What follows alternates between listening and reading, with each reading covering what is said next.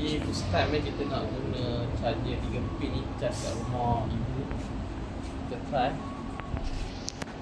Abah dia wiring lah, dia kata main power ni dengan situ je, tapi situ tak guna. Ini kosong lah, jadi sepatutnya tak ada masalah.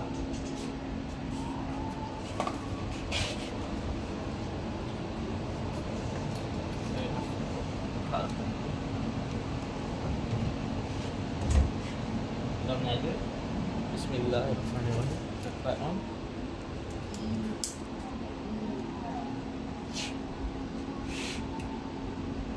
Ini dengan hijau. Ya.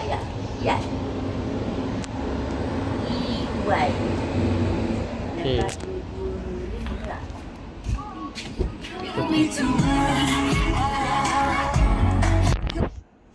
Kita sekarang ni 29%, pukul 7.13 lah.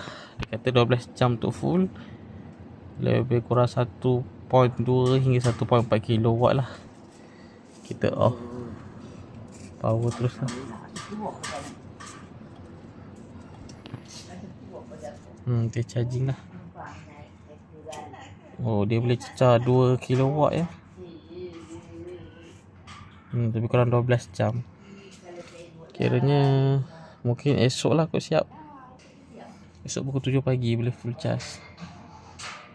Dia boleh cecah 2 kW.